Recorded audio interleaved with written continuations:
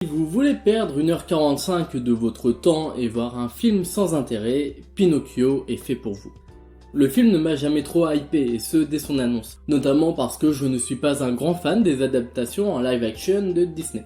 Je suis plus pressé de voir par exemple l'adaptation originale que va en faire Del Toro en décembre sur Netflix. Et d'autant plus après avoir vu cette adaptation. Il y a, je trouve, très peu de positifs à en tirer. Les effets visuels et la CGI, les images de synthèse, sont dégueulasses, voire parfois même inutiles. Par exemple, était-ce vraiment nécessaire de faire Figaro en images de synthèse et de le faire aussi moche? Nous avons donc des images de synthèse qui me provoquent sinon une angoisse, un réel décalage car j'ai l'impression par moment de regarder un vieux film creepy et en images de synthèse d'il y a 20 ans.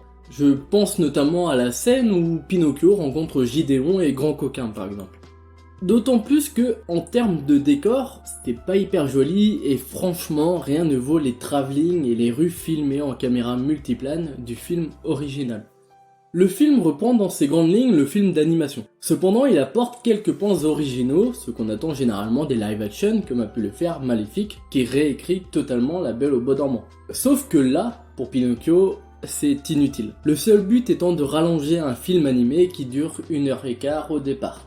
Un homme qui veut acheter des horloges à Geppetto? On s'en fout et ça sert à rien. Ça n'apporte pas grand chose pour cerner la psychologie ou la vie de Geppetto. Pinocchio qui se lie d'amitié avec une pantin? On s'en fout complètement et ça sert strictement à rien durant le film.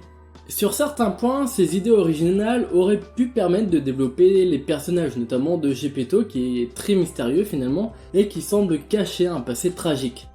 Mais passé les 10 premières minutes de film, cet espoir s'effondre et on ne reparle plus jamais. Un Geppetto qui, pour apporter un peu de positif, est incarné à merveille par Tom Hanks. C'est d'ailleurs l'un des seuls personnages du film où l'on va se dire « Waouh, c'est incroyable ».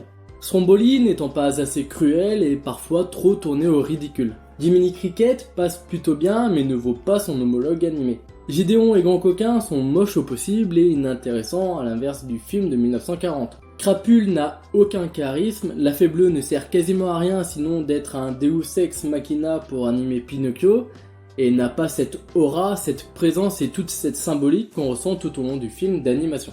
Et celui qui nous intéresse le plus, Pinocchio, quant à lui, il est très beau quand il est juste en bois, et une fois qu'il prend vie, c'est complètement autre chose. Certains aimeront sans doute, moi j'ai pas trop aimé.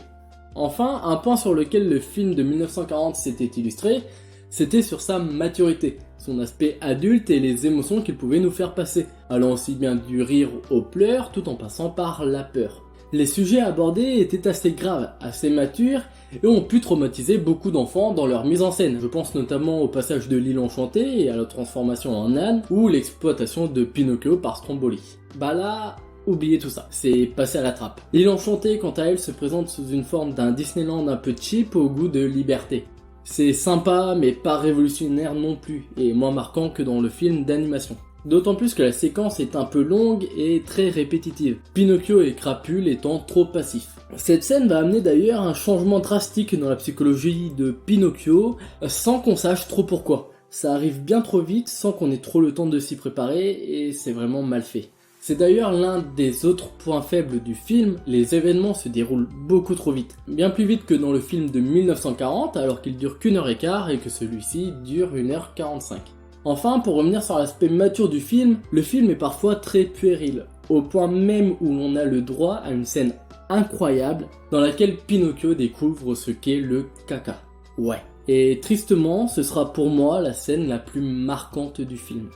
Allez, 3 points positifs au film. Les références lorsque les horloges sonnent au début du film, c'est plutôt cool et ça vient interroger Geppetto comme allégorie des studios Disney, d'où le fait que les horloges seraient sa raison de vivre. Pinocchio pourrait alors être vu comme la puissance créative, la Fée Bleue comme le spectateur qui donne la vie à ses œuvres, et Stromboli comme l'autre aspect de Disney qui surexploite ses licences jusqu'à les tuer, juste pour gagner un peu de thunes, quitte à faire des films en live action. Le film a aussi l'audace de proposer des chansons originales, qui valent ce qu'elles valent, après là c'est très subjectif. Mais au moins ils ont ce mérite là et cette prise de risque, et je le salue. Et j'ai bien aimé aussi la fin ouverte que je ne vais pas développer, mais qui rompt avec le film d'animation. C'était plutôt cool car je suis assez friand de ces fins ouvertes qui laissent place à l'interprétation du spectateur. Pour conclure rapidement, Pinocchio de 2022 nous montre encore une fois l'inutilité et la paresse des live-action de Disney. Ils ne servent qu'à deux choses, dépenser de l'argent qui pourrait être destiné à d'autres projets et à surfer sur la nostalgie. À travers ces films, les studios Walt Disney nous montrent qu'ils perdent de plus en plus de leur fibre créatrice, malgré les trop rares annonces des films animation Walt Disney. À croire qu'à terme, le but est de laisser la branche animation uniquement à Pixar pour se concentrer sur la merde. Et vous, qu'avez-vous pensé du film? Si vous l'avez déjà vu, n'hésitez pas à me dire en commentaire, je serai très heureux d'avoir votre point de vue et d'échanger là-dessus. Si la vidéo vous a plu, n'hésitez pas à la liker, à la partager et à vous abonner à ma chaîne si ce n'est pas déjà fait pour ne pas louper les prochains contenus. A bientôt!